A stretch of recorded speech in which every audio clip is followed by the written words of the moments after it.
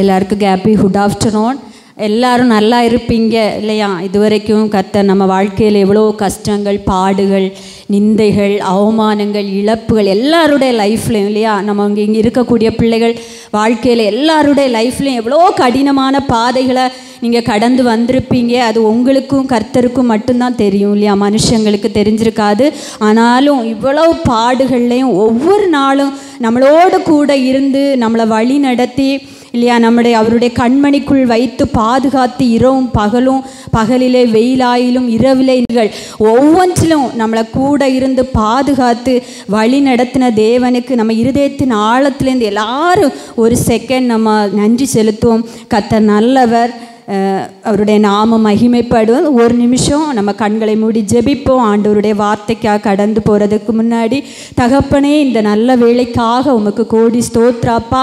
இந்த நாளிலும் தகப்பனே ஆமே, இந்த மத்தியான வேளையிலும் எங்கள் எல்லாரும் இங்கு அப்பா நீங்கள் ஒரு மனதோடு அழைத்து வந்திருக்கிறீர் உம்முடைய வார்த்தைகளை கேட்க தகப்பனே. அதற்காக உமக்கு கோடி ஸ்தோத்திரப்பா. இந்த மக்களுக்கு நீர் என்ன பேச வேண்டும் என்று இந்த இடத்துல அப்பா நீ நினைத்திருக்கிறீரோ தகப்பனே, என்னை மறைத்து நீர் வெளிப்படுவீராக சுவாமி. மோசேயின் வாயோடு இருந்து பேசின தகப்பன் ஆண்டவரை என்னுடைய வாயோடு இருந்தும் கர்த்தர் நீர் பேசுவீராக. நான் சிறுகவும் நீர் பெருகவும் வேண்டும். இயேசுவின் நாமத்தில் ஜெபிக்கிறேன். ஆமென் ஆமென். எனக்கு கர்த்தர் கொடுத்த, எனக்கு இங்கே இந்த நாளிலும் எனக்கு இந்த வாய்ப்பை கொடுத்த ஜவஹர் பாஸ்டர், அவருடைய குடும்பம், அவங்க சபை மக்கள், அதே மாதிரி அக்கா சாந்தி அக்கா எல்லாருக்கும் இருதயத்தின் ஆழத்துலேருந்து மனதார நன்றி செலுத்துகிறேன். கர்த்தர் உங்களை ஆசீர்வதிப்பாங்க. நமக்கு டைம் இல்லை. மத்தேயு 27 கொடுத்துருக்கிற வார்த்தை 45, 46, 6ஆம் மணி நேரம் 9ஆம் மணி நேரம் வரைக்கும் பூமி எங்கும் அந்தகாரம் உண்டாயிற்று. 9வது மணி நேரத்தில் இயேசு ஏலி ஏலி லாமா சபக்தானி என்று மிகுந்த சப்தமிட்டு கூப்பிட்டார். அதற்கு என் தேவனே என் தேவனே ஏன் என்னை கைவிட்டீர் என்று அர்த்தமாம். 47வது வசனம், அங்கே நின்றவர்கள் சிலர் அதை கேட்டபொழுது இவன் எலியாவை கூப்பிடுகிறார் என்றான். உடனே ஒருவன் ஓடி வந்து கடற்காளானை தோய்த்து ஒரு கோலில் மாட்டி அவருக்கு குடிக்க கொடுத்தான். 49, மற்றவர்கள் சொல்கிறாங்க, பொறு, எலியா இவனை ரட்சிக்க வருவானோ பார்ப்போம் என்றார் இல்லையா? கர்த்தருடைய பிள்ளைகளே, அந்த நமக்கு தெரியும் எல்லாருமே சிலுவை பாடுகளை தியானித்து கொண்டிருக்கிறோம். ஆண்டவர் நமக்காக எவ்வளோ சிலுவையில் கஷ்டப்பட்டார் இல்லையா? வேதனைப்பட்டார், அடிக்கப்பட்டார், நொறுக்கப்பட்டார், நிந்திக்கப்பட்டார். எல்லாவற்றையும் நமக்காக எதுக்காக செய்தார் இல்லையா? நம்ம எல்லாரும் இந்த உலகத்தில் நல்ல சந்தோஷமாக மகிழ்ச்சியாக கர்த்தர் வைத்திருக்கக்கூடிய எல்லா ஆசீர்வாதங்களையும் நம்ம சுதந்திரித்து கொள்ள வேண்டும். அதே போல் பரலோகத்திலையும் நமக்கு தலைமுறை தலைமுறையாய் அவர் வைத்திருக்கக்கூடிய ஆசீர்வாதங்களை நம்ம சுதந்திரித்து கொள்ள வேண்டும் என்ற ஒரே நோக்கத்துக்காக தான் இயேசு இந்த உலகத்துக்கு வந்தார். இவ்வளோ பாடுகளை நமக்காக அவர் சிலுவையில் பட்டார் இல்லையா? 17 மணி நேரம் தாகத்தோடு நின்றார். 150 கிலோ சிலுவையை நமக்காக சுமந்தார். 5480 காயங்கள் அவருடைய உடம்புல இருந்தது. தலையை கிழித்து கொண்டு 17 முட்கள் அவருடைய தலைக்குள்ளே சென்றது. 6.5 லிட்டர் இரத்தம் வெளியே வந்தது. இது எல்லாம் எதுக்காக செய்தார் என்றால் உங்களையும் என்னையும் மீட்பதற்காக இல்லையா? நம்ம எங்கேயோ கிடந்தோம் இல்லையா? குப்பைகளிலும் குழிகளிலும் பாதாளத்திலும் பாவங்களிலும் மரித்து கிடந்த நம்முடைய வாழ்க்கையை அழகாக ஒரு நட்சத்திரமாக மாற்றுவதற்காக அவ்வளவு பரலோக மேன்மையை இழந்து கொண்டு நிர்வாணமாய் நமக்காக இவ்வளோ பாடுகளை ஏற்றுக்கொண்டார். கர்த்தருடைய பிள்ளைகளே, அப்படிப்பட்ட விலையேற பெற்ற ரட்சிப்பு நமக்கு தந்திருக்கிறார். அதை ஒரு நாளும் நம்ம கர்த்தருடைய பிள்ளைகள் ஒரு நாள் அதை அசட்டை பண்ணக்கூடாது. அவருடைய நோக்கமெல்லாம் என்னன்னா, நம்ம பாவத்தை விட்டு மனம் திரும்பி நம்ம எல்லாரும் ரட்சிப்புக்குள்ளே வரணும். அதுக்காக தான் இவ்வளோ பிரயாசப்பட்டார் இல்லையா? பாவம் ரொம்ப கொடூரமானது கர்த்தருடைய பிள்ளைகளே இல்லையா? நம்ம இன்னைக்கு நம்ம லைஃப்பில் நமக்கு ஒரே ஒரு எக்ஸாம்பிள் என்னன்னா, இஸ்ரவேல் ஜனங்கள், உங்களுக்கு அது சொன்னால் புரியும். அவங்கள அவ்வளோ நேசித்து, நமக்கு தெரியும் 430 வருஷம் அடிமையாக இருந்த ஜனங்களை அவர் நேசித்து மோசே அனுப்புகிறாரு அந்த ஜனங்களை மீட்கிறதற்காக. 40 வருஷம் வனாந்திரத்தில் பகலிலே மேகஸ்தம்பம், இரவிலே அக்கினி ஸ்தம்பம், காடைகளை கொடுக்குறாரு. கால்கள் கைகள் வீங்கி போகாமல் அவ்வளோ ஒரு தகப்பனா, நீங்கள் உபாகமம் 1ஆவது அதிகாரம் 30வது வசனம் வாசிக்கும்போது ஒரு தகப்பனை போல சுமந்து கொண்டு வந்தார். ஆனால் இஸ்ரவேல் ஜனங்கள் என்ன பண்ணாங்க? ஆண்டவர் கர்த்தருடைய பிள்ளைகளே, நான் என்ன சொல்கிறேன்னா, ஆண்டவருக்குள்ளே நம்ம வருவதற்கு முன்பாக நம்ம வாழ்க்கையில் நிறைய பாவங்கள் இருந்திருக்கலாம். ஏன்னா என்னுடைய வாழ்க்கையில் நிறைய பாவம் இருந்தது. ஆனால் ஆண்டவருக்குள்ளே வந்த பிறகு அவர் நம்ம பாவம் செய்கிறத அவர் விரும்புவது இல்லை. ஏன்னா அவர் பரிசுத்தர் இல்லையா? அவர் சிலுவையில் தொங்கும்போது கடைசி அந்தகாரம் அவரை மூடிட்டு, அதாவது ஆண்டவருடைய பிரசனம் அவரை மூடிட்டு தான் இருக்குது. ஆனால் அவருடைய முகத்தை தேவன் இயேசுக்கு முகத்தை கொஞ்ச நேரம் மறைத்தார். அது எதற்காகனா, நம்முடைய எல்லா பாவங்களும் இயேசுவின் மேல் சுமத்தப்பட்டது. தேவன் பரிசுத்தராக இருக்கிறார். அதனால் அவர் பாவத்தை என்ன செய்யலை, பார்க்க அவர் விரும்பலை. ஆனால் நம்ம அதனால் கர்த்தருடைய பிள்ளைகளை இந்த நாட்களில் கண்டிப்பாக நம்ம முதலாவது ஆண்டவர்கிட்ட நம்ம ஒப்பு கொடுக்க வேண்டிய விஷயம், இன்றைக்கும் உங்கள் வாழ்க்கையில் ஏதாவது ஒரு சின்ன சின்ன பாவங்கள் இல்லையா, ஜென்ம சுபாவங்கள் இல்லையா, கோபங்கள், வெறுப்புகள், எரிச்சல்கள், கசப்புகள், வைராக்கியங்கள் எதுவாக இருந்தாலும் ஆண்டவரை விட்டு, ஏன்னா நம்முடைய பாவங்கள் தான் அவரையும் நம்மளை என்ன செய்து பிரிக்கக்கூடியதாக இருக்குது. அன்றைக்கு இஸ்ரவேல் ஜனங்களையும் ஆண்டவரை விட்டு ஆண்டவர் வைத்த கானான் தேசத்தை சுதந்திரித்து கொள்ள முடியாததுக்கு போன ஒரே ஒரு காரணம், ஆண்டவர் எத்தனையோ வாய்ப்புகள் கொடுத்தார் அந்த ஜனங்களுக்கு. ஆனால் அவங்களுடைய முறுமுறுப்புகள் மாறலை, விக்கிரக ஆராதனைகள் மாறலை, கீழ்ப்படியாமை, இப்படிப்பட்ட சுபாவங்கள் அவங்களுக்குள்ள இருந்தனால எவ்வளோ பெரிய ஆசீர்வாதம், கானான் தேசத்தை சுதந்திரிக்க முடியலை. கர்த்தருடைய பிள்ளைகளை, இன்னைக்கும் உங்கள் வாழ்க்கையில் ஆண்டவர் ஒருபோதும் கைவிடாதவர். அல்லேலூயா. நம்ம எந்த சூழ்நிலையில் இருந்தாலும், நம்ம பாவியாக இருக்கலாம், பரதேசியாக இருக்கலாம், இல்லை யாருக்குமே வேண்டாங்கிற ஒரு அற்பமான பொருளாக இருக்கலாம், தள்ளப்பட்ட சூழ்நிலை, நம்ம குடும்பமே நம்மளை வேண்டான்னு வெறுத்து ஒதுக்குற சூழ்நிலையாக இருக்கலாம், யாராக இருக்கு, எந்த சூழ்நிலையாக இருந்தாலும் கர்த்தர் ஒருபோதும் நம்மளை கைவிடாதவர். அவருடைய அன்பு கைவிடாத அன்பு, மரண பரியந்தம். அதனால தான் வசனம் அழகா சொல்லுது, உபாகம் 31:8, கர்த்தர் தாமே உனக்கு முன்பாக போவார், அவர் உன்னோடு இருப்பார், அவர் உன்னை விட்டு விலகுவதும் இல்லை, உன்னை கைவிடுவதும் இல்லை, நீ பயப்படவும் கலங்கவும் வேண்டாம். மத்தேயு 28:20 சொல்லுது, இதோ உலகத்தின் முடிவு பரியந்தம் சகல நாட்களிலும் நான் உங்களோடு கூட இருப்பேன் என்று.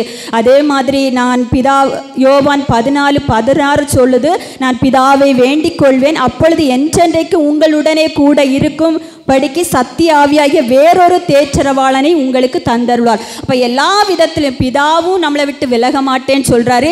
இயேசு இந்த உலகத்தில் மரண பரியந்தம் வர உன்னை நடத்துவேன்னு சொல்கிறாரு. அதே போல் பரிசுத்த ஆவியானவர் சொல்கிறார், நான் உனக்கு ஒரு தேற்றரவாளனா, எப்போதும் நான் உன்னோடு கூட இருப்பேன். கர்த்தருடைய பிள்ளைகளை, இந்த உலகத்தில் யார் நம்மளை கைவிட்டா என்ன, மனுஷங்க நம்மளை கைவிட்டா என்ன, இல்லை நம்ம வேலை பார்க்குற இடங்களில் நம்மளை கைவிட்டா என்ன, இல்லது நம்மளோடு நெருங்கிய நண்பர்கள் நம்மளை கைவிட்டா என்ன, கைவிடாத ஒரு அன்பு அவர்கிட்ட இருக்குது. அதனால நீங்கள் யாரை பற்றியும் கவலைப்படாதீங்க. அவருடைய சித்தம் என்ன?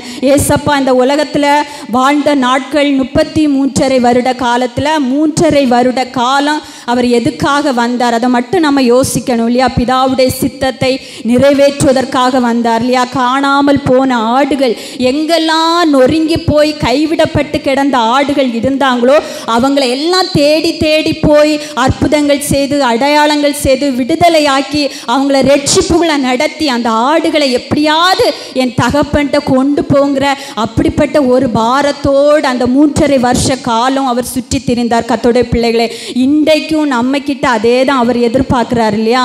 ஸோ உங்கள் குடும்பங்களில் கூட இன்னைக்கு என்னுடைய லைஃப்பில் ஒரு 3 மினிட்ஸ் சாட்சி மட்டும் சொல்கிறேன். அதாவது நான் பெரிய ஹிந்து குடும்பத்தில் பிறந்திருக்கேன். என்னோட அப்பா சொல்லப்போனால் ஒரு பூசாரி அந்த மாதிரி இருப்பாங்க. ஸோ ஆனால் நான் தாயின் கருவில் இருக்கும்போதே எங்கள் அம்மா என்னை வேண்டான்னு சொல்லிட்டு ஒரு 4 தடவை அபார்ஷன் பண்ண கொண்டு போனாங்க. ஆனால் தாயின் கருவிலே உருவாகும் முன்னே என்னை முன்குறித்த ஆண்டவர். ஸோ அதுக்கப்புறம் என்னோட காலேஜ் படிப்பு எனக்கு மெரிட்டில் தான் இடம் கிடச்சிது. ஆண்டவர் என்னை அறியாத இருந்தபோது, நான் எதுக்கு சொல்கிறேன்னா, ஒருவேளை நீங்கள் லைஃப்பில் நினைக்கலாம் என்னை எல்லாரும் கைவிட்டாங்களே. இல்லை கர்த்தருடைய பிள்ளைகளே, நான் சொல்கிறேன், என்னை அறியாத இருந்த போதும் அவர் என்னை கைவிடவே இல்லை. எங்கள் அம்மா என்ன அழிக்கணும்னு நினச்சாங்க, டாக்டர்கிட்ட கூட்டிகிட்டு போனாங்க. ஆனால் கர்த்தர் என்னை அழிக்க விடலை. அப்புறம் காலேஜ் படிப்பு அதுவும் எனக்கு மெரிட்டில் தான் கிடச்சிது. நல்லபடியாக படிப்பு முடித்து அதுக்கு பிறகு எல்லாரும் மாதிரி நல்ல ஒரு திருமண வாழ்க்கை நடந்தது. 2012 நடந்தது. ஸோ ஒரு வருஷத்தில் எங்கள் ஹஸ்பண்டு கூட என்னை வேண்டான்னு விட்டுட்டு போனாங்க. எதுக்கு நான் சொல்கிறேன்னா, நிறைய நேரங்களில் நம்முடைய நேசிக்கிற மனுஷங்க ஒருவேளை இந்த உலகத்தில், அதனால தான் சங்கீதக்காரன் சொல்கிறான், தகப்பன் கைவிட்டாலும் தாய் கைவிட்டாலும் நான் என்ன செய்ய மாட்டேன், உன்னை ஒருபோதும் கைவிட மாட்டேன். அவர் கைவிடவே மாட்டார். ஆனால் எப்போ கைவிடுவார்னா, நம்ம பாவத்தோடு இருக்கும்போது. நம்ம நிறைய வாய்ப்புகள், கர்த்தருடைய பிள்ளைகளே, சிம்சோனுக்கு பாருங்கள், நிறைய வாய்ப்புகளை கொடுத்தார். நீ பாவத்தை விட்டு மனம் திரும்பிடா. ஆனால் முடியாத பட்சத்தில் தான் அவர் விட்டு விலகிறாரு. அதே மாதிரி தாவீதுடைய வாழ்க்கையில் அன்பு இருந்தனால சொல்லி அனுப்புகிறாரு. அவங்க உடனே ஓடி போய் ஆலயத்தில் போய் உட்கார்ந்து மனம் கசந்து அழுறான். அப்பா என்ன மன்னிங்க, மறுபடியும் அந்த ரட்சிப்பின் சந்தோஷத்தை எனக்கு தாங்க சுவாமி கேட்குறான். ஆண்டவர் திருப்பி கொடுக்குறார். நம்முடைய கர்த்தர் நல்லவர். கர்த்தருடைய பிள்ளைகளை, வாய்ப்புகள், அவருடைய அன்பு சொல்லப்போனால் எக்ஸ்ட்ரீம் அன்பு செலுத்துவார். எவ்வளவு அவரால் முடியுமோ. ஏன்னா நான் அதை ஒவ்வொரு நாளும் என்னுடைய லைஃப்பில் நான் உணர்ந்தனால சொல்கிறேன். எவ்வளோ தூரம் நம்ம வாய்ப்புகள் நமக்கு தர முடியுமோ. மனுஷங்க கூட அந்த அளவுக்கு தரமாட்டாங்க. ஒருவேளை நம்ம குடிச்சிட்டு இருந்தால் மனைவிகள் எவ்வளோ நாட்கள் தான் நம்மளை பொறுப்பாங்க, தூக்கி எறிஞ்சிட்டு போடா அப்படின்னு தான் சொல்லுவாங்க. அதே மாதிரி மனைவிகள் ஒருவேளை தவறான பழக்கத்தில் இந்த ஹஸ்பண்டும் கொஞ்சம் வாய்ப்புகளை கொடுப்பாங்க. ஆனால் நம்முடைய ஆண்டவர் அப்படி கிடையாது. ஏன்னா அவருடைய பாரம் எல்லாம் ஒரு ஆத்துமா கூட கைவிடப்படக்கூடாது அவருடைய வருகையின் போது. அதுக்காக தான் அவர் இவ்வளோ பாடுகளை சுமந்தார். அதனால தான் நமக்கு வாய்ப்புகளை தந்துட்டே இருக்கிறாரு. நீ மனம் திரும்பு. இன்றைக்கும் 2024 வருஷமாக ஒரு பேழையை அவர் ஆயத்தப்படுத்தி கொண்டு, என்னுடைய பிள்ளைகள் எப்படியாவது மனம் திரும்பி வரமாட்டாங்களா இரவும் பகலும் தன்னுடைய பிதாவை நோக்கி அழுகையோடும் விண்ணப்பங்களோடு பெருமூச்சுகளோடு கதறுதலோடும் வேண்டிக் கொண்டிருக்கிறார்கள் கர்த்தருடைய பிள்ளைகளே. ஸோ அப்படிப்பட்ட ஒரு அப்பாவுடைய பிள்ளைகள் நம்ம ஒருபோதும் நம்ம கைவிடவே படமாட்டோம். ஆனால் நம்ம என்ன செய்யணும், நம்ம பாவம் யாராவது நம்மளை கண்டித்து உணர்த்தும் போது, நம்முடைய போதகர் ஒருவேளை அந்த சபையில் வரும்போது உங்ககிட்ட ஒரு சில விஷயங்கள் பிடிக்கல அப்படின்னா மனம் திரும்பணும். அதே மாதிரி நீங்கள் வேதம் வாசிக்கும் போது, நான் ஒவ்வொரு அதிகாரம் படிக்கும்போது நான் சொல்லுவேன், அப்பா இந்த அதிகாரத்தில் ஏதாவது விஷயம் நான் செய்கிறது உங்களுக்கு பிடிக்கலையா அப்படின்னு கேட்டுட்டு அந்த அதிகாரத்துக்கு மேலே கையை வச்சு ஜெபிப்பேன். அப்பா இது எனக்கு பாவம் இதுவரை தெரியாது, ஆனால் இனி இந்த பாவத்தை நான் செய்ய மாட்டேன் அப்பா அப்படின்னு சொல்லிட்டு. அதனால் கர்த்தருடைய பிள்ளைகளே, அவர் ஒருபோதும் நம்ம பாவிகளாக இருந்து மரித்து நம்ம நரகத்தில் போகிறதுக்கு அவர் விரும்பவே மாட்டார். ஸோ அப்படி இருக்கும்போது 2014 திருமணம் முடிந்து கணவர் கைவிட்டுட்டு போனாங்க. அதுக்கப்புறம் பார்த்தீங்கன்னா 1 கோடிக்கு மேலே கடன். இன்றைக்கி கர்த்தருடைய பிள்ளைகளை, நம்முடைய வாழ்க்கையில் நீங்கள் நினைக்கலாம் இல்லையா, கொஞ்சம் பிரச்சனைகள், கொஞ்சம் நிந்தைகள், அவமானங்கள் பட்ட உடனே நம்ம நிறைய பேர் சர்ச்சுக்கு வரமாட்டாங்க, வேதத்தை வாசிக்க மாட்டாங்க, ஜெபிக்க மாட்டாங்க. ஏன்னா என் லைஃப் எல்லாமே போயிடுச்சு, இனி என்ன நெக்ஸ்ட்டு ஸ்டெப் அப்படின்னு சொல்லிட்டு, இனி இதுக்கு மேலே என்னால் வாழ முடியாது, இதுக்கு மேலே எனக்கு லைஃப் இல்லை அப்படின்னே சோர்ந்து போயிருப்பாங்க. ஆனால் கர்த்தருடைய பிள்ளைகளை, என்ன ஆண்டவர் அப்படி நடத்தலை. 1 கோடிக்கு மேலே கடன் என்னுடைய பேரில். எல்லாருமே இங்கேருந்து சொல்ல போனீங்கன்னா சென்னை வரைக்கும் என் பேரில் நிறைய போலீஸ் ஸ்டேஷனில் கம்ப்ளைண்ட். ஸோ என்னை ஒரு கூட்டங்கள் என்னை எப்போ பிடிச்சி அரெஸ்ட் பண்ணலாம், ஜெயிலில் போடலாம், ஒரு கூட்டங்கள் என்னை எப்படா கொலை செய்யலாம், இவ உலகத்திலே இருக்கக்கூடாது அப்படின்ட்டு காத்து கொண்டே இருந்தாங்க. ஸோ அந்த சூழ்நிலையில் அப்புறம் என் குடும்பங்கள் எல்லாம் என்னை கைவிட்ட சூழ்நிலை. எல்லாரும் சொன்னாங்க, நீ செத்து போனால் போதும், எங்களுக்கு நீ தேவை கிடையாது, தயவு செய்து எங்களுக்கு நீ ஒரு பாரமாக இருக்கிறதுக்கு நாங்கள் விரும்பலை, எங்களுக்கு விருப்பம் இல்லை, தயவு செய்து நீ போயிடு அப்படின்ட்டு. ஸோ என்ன பண்ண தெரியலை, நான் ஹிந்து குடும்பமானனால எனக்கு தெரியலை என்ன செய்யன்ட்டு, சரி செத்து போகலாம் அப்படின்னு சொல்லிட்டு போன என்ன தான் ஆண்டவருடைய சத்தம் கேட்டுது, வா நான் உன்னை மீட்கிறேன், எல்லாரும் கைவிட்டாங்களா, வா நான் உன்னை மீட்கிறேன், நான் உன்னை சாவுக்காக இந்த உலகத்துக்கு உன்னை நான் படைக்கலை, உன்னை மீட்டு மறுபடியும் நீ அநேக கைவிடப்பட்ட பிள்ளைகளை மீட்டெடுக்கக்கூடிய சாட்சியாக உன்னை மாற்றுறதுக்காக தான் நான் இந்த உலகத்துக்கு உன்னை அனுப்புனேன், நீ தயவு செய்து அந்த சாவை விட்டு வா அப்படின்னு சொல்லிட்டு கரத்தை பிடிச்சி இது பண்ணார் கர்த்தருடைய பிள்ளைகளை. அன்னைக்கு அவருக்கு நான் ஒப்பு கொடுத்தேன். அவர் சொன்னார், நான் உன்னை மீட்கிறேன், நான் உன்னை ஆசீர்வதிக்கிறேன், உன் வாழ்க்கையில் எல்லாரும் உன்னை விட்டுட்டு போனாங்களா, என்னுடைய சிநேகிதர்கள் கூட கர்த்தருடைய பிள்ளைகளை சொன்னாங்க, நீ என்னோட உயிர், அதாவது எனக்கு மேரேஜ் முடிஞ்சு 100 பவுன் நகை 2 கிளினிக்கு நல்ல ஒரு லைஃப் ஆண்டவர் தந்திருந்தார், இல்லைன்னா சொல்ல மாட்டேன். பட் ஆண்டவர் என்னை அழைக்கும் போது எனக்கு மாற்றி போடக்கூட ஒரு ட்ரெஸ் கிடையாது. 5 பீரோ நிறைய ட்ரெஸ் இருந்த எனக்கு மாற்றி போட ஒரு ட்ரெஸ் கிடையாது, ஒரு ஜுவல்ஸ் கிடையாது. 100 பவுன் 150 பவுனுக்கு மேலே அப்படியே லாஸ் ஆகிட்டு எல்லாமே இழந்து வெறும் வனாந்திரம். ஸோ நம்முடைய கர்த்தருக்கு தெரியும் இல்லையா, ஏன்னா அவரும் அந்த வனாந்திர பாதையை கடந்து வந்தார் இல்லையா. அவர் ஞானஸ்தானம் பெற்று தேவன் அவரை 40 நாட்கள் வனாந்திரத்தில் வச்சிருந்தார். அதனால் அவருக்கு தெரியும் வனாந்திர வாழ்க்கை எப்படி, தனிமை வாழ்க்கை எப்படி, கைவிடப்பட்ட சூழ்நிலை எப்படி. அவர் சிலுவையில் கைவிடப்பட்டனால கைவிடப்பட்ட சூழ்நிலை அவர் கடந்து வந்தார் கர்த்தருடைய பிள்ளைகளை. ஸோ அப்போ ஆண்டவர் அதுக்கு பிறகு மறுபடியும் என்னை அழைத்து வந்தார். நான் ஒரு எக்ஸாம் எழுத போனேன். ஸோ அங்கே போகும்போது எனக்குடைய மனநிலை சரியில்லாமல் பைத்தியமாக ஆனேன் கர்த்தருடைய பிள்ளைகளே.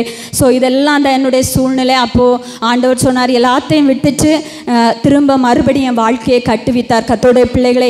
அவர் ஒரு நாளும் நம்முடைய வாழ்க்கையை அழிக்க நினைக்கவே மாட்டார். நீங்கள் அவருக்கு ஒப்பு கொடுக்குங்க. ஆனால் என்கிட்ட ஒன்று சொன்னார், நான் உன்னை மீட்கணும்னா நீ எல்லாவற்றையும் விட்டுட்டு வரணும். ஸோ அந்த நாட்களில் என்னுடைய லைஃப்பில் பாவங்கள் எல்லாம் கொஞ்சம் இருந்தது இல்லைன்னு இல்லை, பட் எல்லாவற்றையும் விட்டு அப்பாவுடைய கரத்தில் அவருடைய பாதத்தில் என்னுடைய வாழ்க்கையை ஒப்பு கொடுத்தேன் கர்த்தருடைய பிள்ளைகளை. இன்னைக்கு கர்த்தருடைய கிருபையினால் மறுபடியும் கர்த்தர் எனக்கு நல்ல ஒரு பெஸ்ட் லைஃப், அதாவது எனக்கு 2வது திருமணம், என் கணவர் என்னை கல்யாணம் பண்ண கணவருக்கு ஃபஸ்ட்டு திருமணம். கர்த்தர் எப்போ தந்தாலும் நமக்கு பெஸ்ட்டானதை தான் தருவார். அதனால் நீங்கள் கவலைப்படாதீங்க. நல்ல ஒரு பெஸ்ட்டு ஹஸ்பண்டு, குழந்தையே பிறக்காது மலடின்னு சொன்ன எனக்கு கர்த்தர் கிருபையாய் கற்பப்பையே சுருங்கி போய் இந்த பிள்ளைக்கு டாக்டருக்கு உங்களுக்கு குழந்தையே கிடைக்காது அப்படின்னு சொன்னாங்க. டாக்டர்ஸ் எல்லாரும் கைவிட்டாங்க. ஆனால் கர்த்தர் கைவிடலை. ஏன்னா என்னை அழைக்கும் போது எனக்கு சொன்னார், உன் பிள்ளை கர்த்தரால் போதிக்கப்பட்டிருக்கும், உன் பிள்ளையுடைய சமாதானம் பெரிதாக இருக்குது. கர்த்தர் வாக்கு தத்தத்தின் தேவன். இன்னைக்கும் கர்த்தருடைய பிள்ளைகளை உங்கள் சூழ்நிலை எதுவாக இருந்தாலும் நீங்கள் சோர்ந்து போகவே செய்யாதீங்க. ஒருபோது சோர்ந்து இன்னைக்கு நான் அற்பமாக இருக்கேனே, தள்ளப்பட்ட சூழ்நிலையில் இருக்கிறேன், நான் என்னுடைய வாக்கு தத்தங்கள் ஒன்றுமே நிறைவேறலைன்னு ஒரு நாள் சோர்ந்து போகாதீங்க கர்த்தருடைய பிள்ளைகளை. ஒருவேளை மோசேக்கு 40 வருஷம் வனாந்திரம் இருந்தது, இயேசுவுக்கு 40 நாட்கள் வனாந்திரம் இருந்தது, யாக்கோபுக்கு 20 வருஷம் வனாந்திரம் இருந்தது, யோசேப்புக்கு 13 வருஷங்கள் வனாந்திரம் இருந்தது. ஆனால் அந்த வனாந்திரத்துக்கு பிறகு அவர்களுடைய ஆசீர்வாதங்கள் மகிமையாக இருந்தது. அவர்களுக்கு கொடுத்த வாக்கு தத்தங்கள் எல்லாமே நிறைவேற்றப்பட்டது கர்த்தருடைய பிள்ளைகள். ஆனால் அந்த வாக்கு தத்தங்களை சுதந்திரித்து கொள்ள ஒருபோதும் நம்ம என்ன செய்யக்கூடாது, அந்த பெற்றுக்கொள்றதுக்கு நமக்கு தகுதி உள்ள பாத்திரமா நம்மளை எப்போவுமே ஒவ்வொரு நாளும் நம்மளை ஆயத்தப்படுத்தணும். அப்பாட்ட கேட்கணும், அப்பா நான் தகுதி உள்ள பாத்திரமா இருக்க, என்கிட்ட என்ன கலைகள் இருக்குப்பா, என்ன குற்றங்கள் இருக்குப்பா, என்ன பாவங்கள் இருக்குப்பா, என்ன அதை உணர்த்துங்க அப்பா, நான் அதுலேருந்து வெளியே வரணும். கர்த்தருடைய பிள்ளைகள் நம்முடைய பிதாக்களுடைய லைஃப்பில் கூட ஆபிரகாம் சாராள் கிட்ட ஒரு சாராளுக்கும் வாக்குத்தத்த ஆண்டவர் கொடுக்குறாரு, 75 வயசில் உங்களுக்கு நான் குழந்தையை தருவேன் அப்படின்ட்டு. ஆனால் அவங்களுடைய ஒரு சின்ன ஒரு கீழ்ப்படியாமை ஆகாரத்தை போய் தப்பு பண்ணுறாங்க. ஆனால் ஆண்டவர் அதுக்கு பிறகு எப்போ தான் மறுபடியும் இது பண்ணி கொடுக்குறார், பிளஸ் பண்ணார்னா நீ உத்தமனா இருன்னு சொன்ன பிறகு தான் ஈசாக்க கொடுக்குறாரு. ஏன்னா நம்முடைய ஆண்டவர் பரிசுத்தத்தை ரொம்ப விரும்புகிறார். எதை வேணும்னாலும் அவர் இது பண்ணுவார். நமக்கு எந்த சூழ்நிலையாக இருந்தாலும் நம்மளை அவர் தூக்கி எடுத்து மறுபடியும் உயர்த்துவார். ஆனால் ஒருபோதும் பாவத்தோடு இருக்கும்போது கண்டிப்பாக நமக்கு அந்த ஆசீர்வாதங்களை நம்ம சுதந்திரித்து கொள்ளவே கர்த்தருடைய பிள்ளைகளை முடியாது. மோசேவை ஆண்டவர் ஊழியத்துக்கு அழைக்கும் போது சொல்கிறார், உன் பாதரட்சைகளை கலற்றி போட்டு நீ என்கிட்ட வா. யோசுவாட்ட சொல்கிறாரு, நீங்கள் உங்களை பரிசுத்தம் பண்ணிக்கொண்டு என்கிட்ட நீங்கள் வாங்க அப்படின்னு சொல்கிறார். அதனால் கர்த்தருடைய பிள்ளைகளை இன்றைக்கு நம்ம கர்த்தருடைய ஆசீர்வாதங்களை சுதந்திரித்து கொள்ளணும். கர்த்தருடைய வருகையில் நம்ம கைவிடப்படக்கூடாது. அப்படின்னா கண்டிப்பாக நம்முடைய வாழ்க்கையில் பாவம் என்கிற ஒரு கலை இருக்கவே கூடாது. அது எந்த விதத்திலையும் இருக்கலாம். ஒருவேளை நம்ம நினைக்கலாம் ஒரு தவறான தொடர்பு மட்டும்தான் பாவம், இல்லை. மோசேயுடைய ஒரு கோபம் அவனை கொலைகாரனாய் மாற்றுது. ஆயின் காபேலுடைய ஒரு சின்ன எரிச்சல் கொலைகாரனா மாற்றுது இல்லையா. அப்போ அந்த ஜென்ம சுபாவங்கள் கூட மிகப்பெரிய இன்னைக்கு ஒரு பாவம் தான். ஸோ இன்னைக்கு நீங்கள் இந்த நேரத்தில், இந்த ஆண்டவருடைய இந்த தியான நேரத்தில் நம்ம ஒப்பு கொடுக்கணும். ஆண்டவரே, என்னுடைய வாழ்க்கையில் என்னுடைய ஆசீர்வாதங்களை அப்பா சுதந்திரித்து கொள்ள விடாதபடிக்கு என்ன பாவங்கள் இருக்காப்பா, இந்த நேரத்தில் நாங்கள் ஒப்பு கொடுக்குறோம் சுவாமி, உங்களுடைய பாதத்தில் நாங்கள் ஒப்பு கொடுக்குறோம் சுவாமி. அந்த பாவங்களை விட்டு எங்களை முற்றிலும் மனம் திரும்புங்க அப்படின்னு சொல்லிட்டு, இன்னொன்று ஒன்று பாவம், 2வது அவருடைய ஏக்கம் என்னவா இருந்துன்னு சொன்னால் நமக்கு தெரியும். அவர் மத்தேயு 9:36 சொல்கிறாரு, திரளான ஜனங்களை கண்ட பொழுது அவர் மேய்ப்பனில்லாத ஆடுகளைப் போல தொய்ந்து போனவர்களும் சிதறளிக்கப்பட்டவர்களுமாயிருந்தார்கள். அறுப்புக்கு வேலை அறுப்புக்கு எஜமான் தமது அறுப்புக்கு வேலை ஆட்களை அனுப்பும்படி வேண்டிக் கொண்டார் இல்லையா? அறுப்பு மிகுதி, வேலை ஆட்களோ குறைவு. கர்த்தருடைய பிள்ளைகளே, இன்னைக்கு ஆண்டவர் என்னை ஆசீர்வதித்ததற்கு ஒரு காரணம் என்னன்னா, எப்போதுமே அவருடைய சித்தத்தை ஒவ்வொரு நாளும் நான் கேட்டு கேட்டு செய்வேன். என்னால் எவ்வளோ முடியுமோ இன்னைக்கு கர்த்தருடைய கிருபையினால் என்ன மாதிரி தள்ளப்பட்டு கைவிடப்பட்ட அநேக ஆத்துமாக்கள் குடும்பங்களுக்கு என்னுடைய 12 மணி நேர டியூட்டி முடிச்சுட்டு ஒவ்வொரு குடும்பங்களுக்கு ஆண்டவர் ஒவ்வொரு நாளும் யாரையெல்லாம் சொல்கிறாரு, இந்த இடத்துக்கு போ, அந்த ஸ்திரீ அல்லது அந்த மகன் கைவிடப்பட்ட சூழ்நிலையில் இருக்கிறான், போய் நீ ஜெபிச்சு அவனை மீட்டு கொண்டு ஒரு ரட்சிப்புக்குள்ளே நடத்து. அதே மாதிரி ஹாஸ்பிட்டல் ஊழியங்கள் பண்ணுறேன், நோயாளிகளுக்காக ஜெபிக்கிறேன். என்னால் எவ்வளோ பிரயாசப்பட முடியுமோ 24 ஹவர்ஸில் என்னுடைய டியூட்டி முடித்து என்னுடைய குடும்பத்தை பார்த்துட்டு மற்ற நேரங்கள் எல்லாம் ஆண்டவருக்காக என்னால் முடிஞ்ச அளவுக்கு இன்றைக்கும் கிட்டத்தட்ட 1600 மெசேஜ் கர்த்தருடைய கிருபையினால் கொடுத்துருக்குறேன். நான் என்னன்னா, எப்படியாவது நான் இங்கே வந்தது கூட எப்படியாவது இந்த இடத்துல ஒரு ஆத்துமாவது பாவத்தை விட்டு மனம் திரும்பணும், அவங்க பரலோகத்துக்கு போகணும், ஆண்டவருடைய வருகையில் கைவிடப்பட்டுறக்கூடாதே சுவாமி. ஒரு ஆத்துமாவது என்னுடைய சாட்சியை பார்த்தானா எந்த சூழ்நிலையில் இருந்தாலும் அவங்கள ஆண்டவர் தூக்கி எடுத்திருக்கிறாரே. ஸோ நம்மளும் இன்னைக்கு எந்த சூழ்நிலையில் இருந்தாலும் ஆண்டவர் நம்ம தூக்கி எடுப்பார். ஆனால் தூக்கி எடுக்காமல் இருக்கிறதுக்கு ஒரே ஒரு காரணம், நம்முடைய பாவங்களை எல்லாம் விடணும். அதுக்கு அடுத்தது ஆண்டவருக்கு பயன்படும் பிள்ளைகளாக நம்ம இருக்கணும். கர்த்தருடைய பிள்ளைகளை, இன்றைக்கும் உங்கள் குடும்பங்களில் எத்தனையோ பிள்ளைகள் இல்லையா ரட்சிக்கப்படலை, குடிப்பழக்கங்கள், பாவ பழக்கங்கள், தவறான தொடர்புகள், வாலிப பிள்ளைகள் எல்லாம் இன்றைக்கு 13 வயசுல பெண் குழந்தைகள் கர்ப்பிணிகளாக வருகிறார்கள். நான் ஒரு மருத்துவராக இருக்கிறனால சொல்கிறேன், கர்த்தருடைய அவ்வளோ இரத்த கண்ணீர் வடிக்கிறது. ஸோ நம்ம எல்லாம் இன்னைக்கு நம்முடைய வாலிப பிள்ளைகள், நம்முடைய சபைகளுக்காக, நம்முடைய குடும்பங்களுடைய ரட்சிப்புகளுக்காக நம்ம எல்லாரும் ஜெபிக்கணும். ஆண்டவர் இந்த உலகத்தில் இருக்கும்போது 3.5 வருஷம் நீங்கள் பார்த்தீங்கன்னா கிராமங்கள் நகரங்கள் தோறும் நடந்து நடந்து ஒரு சமாரியா ஸ்திரீ, 5 புருஷர்களால் தள்ளப்பட்ட சமாரியா ஸ்திரீக்கு ஓடி போய் அவளுக்கு சுவிசேஷம் சொல்லி அவளுக்கு ரட்சிப்பை கொடுத்து அவளை ஒரு எழுப்புதல் பெற்ற சுவிசேஷியாக மாற்றினார் இல்லையா? இன்னைக்கு இதே போல எத்தனையோ பிள்ளைகள் கைவிடப்பட்டு தள்ளப்பட்டு, சமாரியா ஸ்திரீயோட ஒரே ஒரு தாகம் என்னன்னா, அவளுடைய குடத்தை இறக்கி வைக்கணும். குடம்னா என்ன? அவளுடைய பாரத்தை இறக்கி வைக்கிறதுக்கு ஒரு ஆள் வேணும். இன்னைக்கு எத்தனையோ பிள்ளைகள், இன்னைக்கு எத்தனையோ குடும்பங்களில் தன்னுடைய பாரங்களை சொல்லி அழறதுக்கு யாருமே இல்லை. எங்களை யாராவது நேசிக்க மாட்டாங்களா என்ன? அன்னைக்கு நான் அப்படி தான் கர்த்தருடைய பிள்ளைகளை, ஒருத்தராவது என்னுடைய சகோதரர்களோ என்னோட ஃபேமிலியோ இல்லை என்னுடைய நண்பர்களோ இல்லை என்னுடைய கிளினிக்கில் வருகிற யாராவது ஒரு ஆறுதல் சொல்ல மாட்டாங்களா? இந்த தனிமையில் ஒருத்தங்க என்னை சந்திக்க மாட்டாங்களா? யாருமே வரல, அவரை தவிர யாருமே வரல. ஆனால் இன்னைக்கு நான் அதை நினைக்கல. ஆண்டவர் அறியாத ஜனங்களும் சரி, ஆண்டவர் அறிஞ்சும் பாவத்திலும் சாபத்திலும் கைவிடப்பட்டு கிடக்கக்கூடிய ஒவ்வொரு வீடுகளுக்கு சென்று அந்த பிள்ளைகளை மீட்டெடுத்து ரட்சிப்பை குறித்து சொல்லி அவங்கள மீட்டு இன்னைக்கு கிட்டத்தட்ட 68 குடும்பங்களை ரட்சிப்புக்குள்ள நடத்தியிருக்கேன். நான் தனியாக தான் போகிறேன்.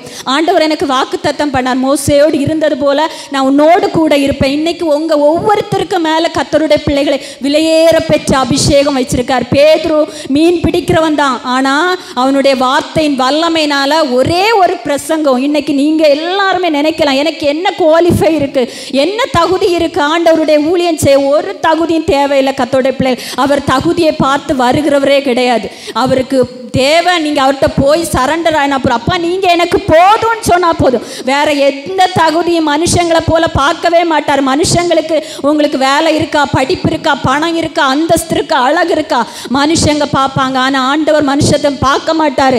அவர் இருதயத்தை மட்டும், இருதயம் தூய்மையாக இருந்து அதில் எந்த அழுக்கும் இல்லாமல் இருந்தாலே போதும். நீ அவருடைய கரத்தில் ஒப்பு கொடுத்தேன்னு பார்த்துங்களேன். பேதுருடைய ஒரு வார்த்தையின் வல்லமை 3000 5000 ஆத்துமாக்களை ரட்சிப்புகளை நடத்திருக்குன்னா நீங்கள் கொஞ்சம் பேர் இருந்தால் கூட போதும். இன்னைக்கு நீங்கள் ஒருவேளை கொஞ்சம் ஆத்துமாக்கள் இருக்கலாம் கர்த்தருடைய பிள்ளைகளை. ஆனால் இந்த 120 பேர் ஜெபித்த போது அன்னைக்கு இயேசு முதல்ல 12 பேரை தான் உருவாக்குனார். அப்புறம் 70 பேர். அந்த 70 120 பேதுருவால தான் முதல் 3000 உருவாக்கப்பட்டது. அடுத்தது பார்த்தீங்கன்னா 5000 உருவாக்கப்பட்டது. அப்போ அவருடைய அபிஷேகம் பண்ணப்பட்ட பிள்ளைகள் உங்க ஒவ்வொருத்தருக்கும் அந்த தாளந்து இருக்கு.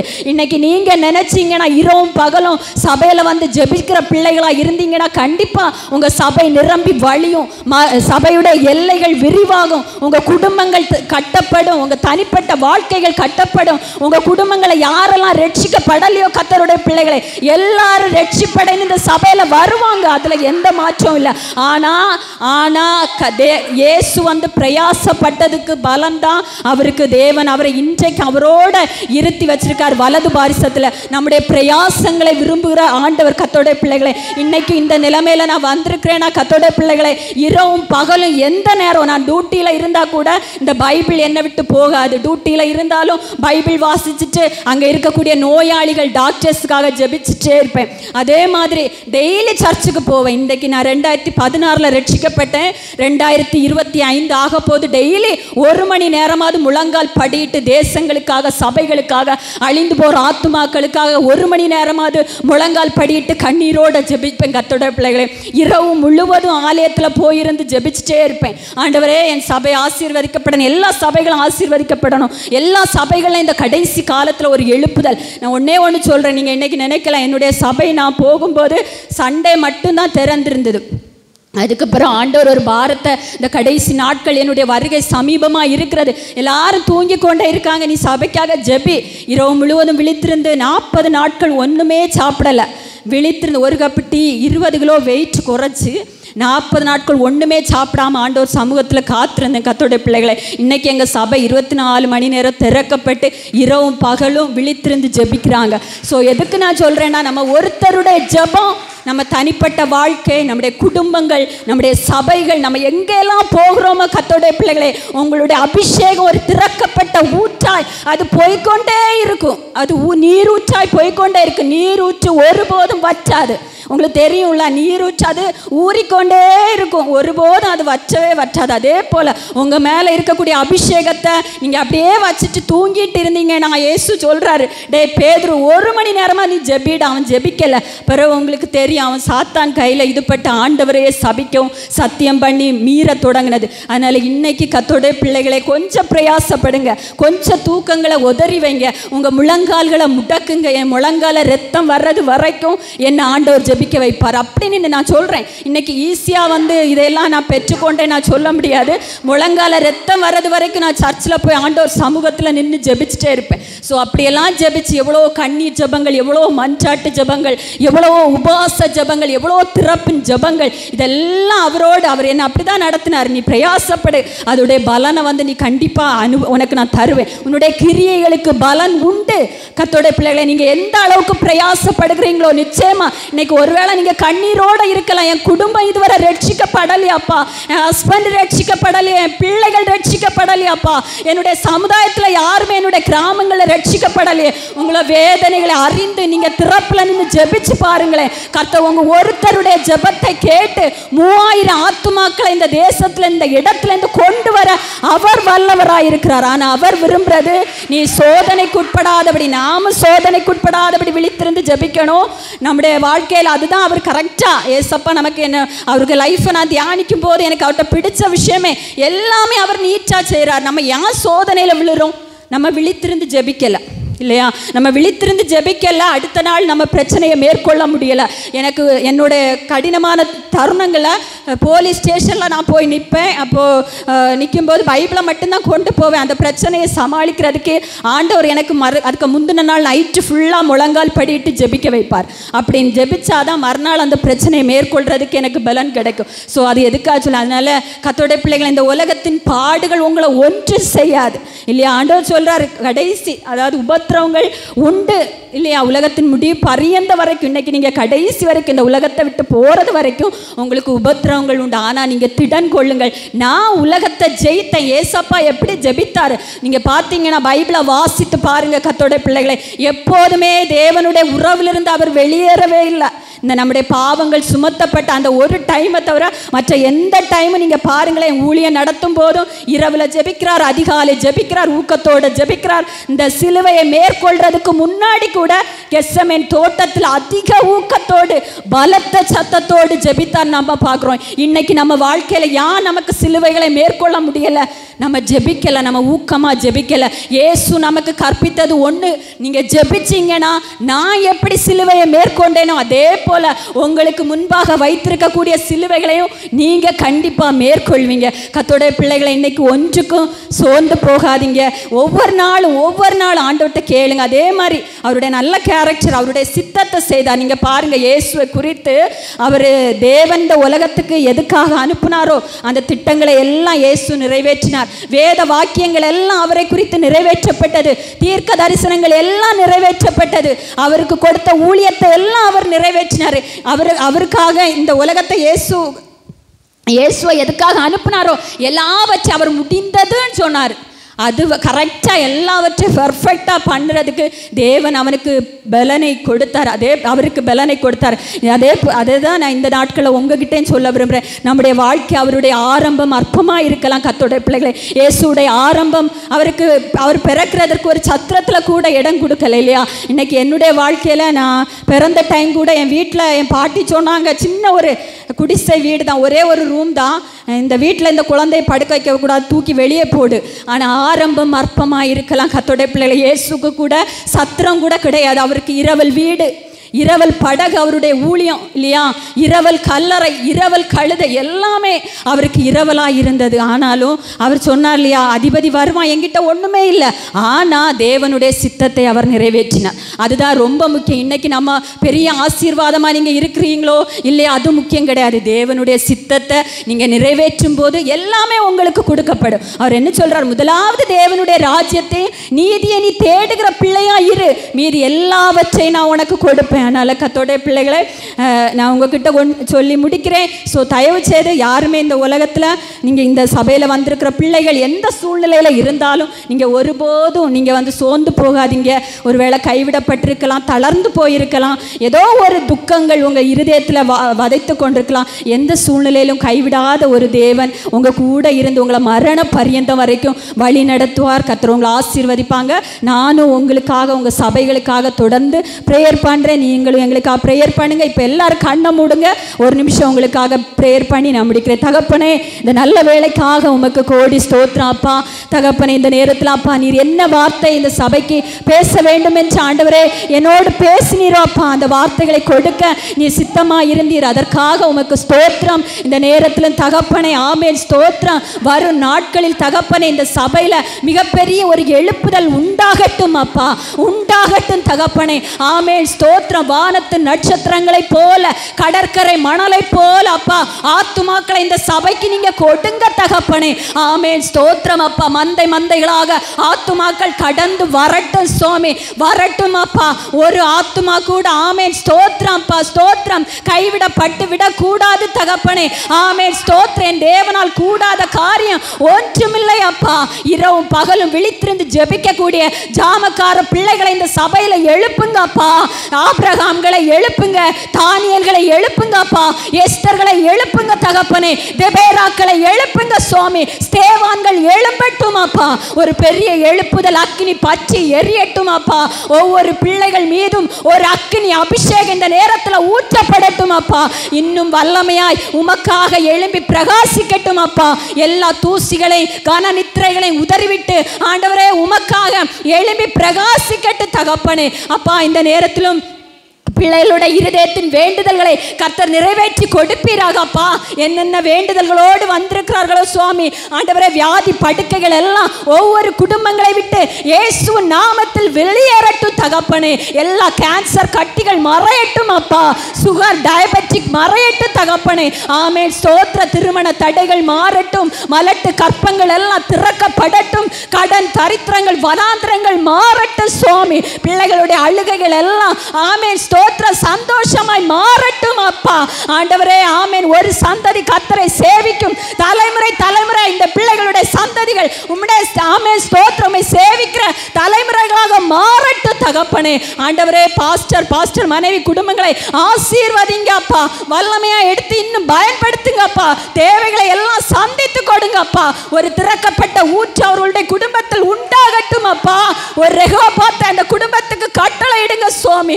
ஆமென். ஸ்தோத்திரம் அப்பா, ஸ்தோத்திரம் ஸ்தோத்திரம். இயேசுவின் நாமத்தில் அப்பா எல்லா விசுவாச குடும்பங்கள், பாஸ்டர்ஸ் குடும்பங்களை இந்த கடைசி நாட்களில் சகரியா 2:5 அக்கினி மதிலாய் இருந்து எல்லா கொள்ளை நோய்கள் அப்பா, எல்லா தீங்குகள், மரண கண்ணிகள் அப்பா, விபத்துகள் எல்லாவற்றுக்கும் கர்த்தர் விலக்கி பாதுகாத்து கொள்ளுங்க சுவாமி. இயேசுவின் நாமத்தில் ஜெபிக்கிறேன் அப்பா. கர்த்தர் ஜெபத்தை கேட்டு உங்க ஒவ்வொருத்தரையும் ஆசீர்வதிப்பாங்க. God bless you.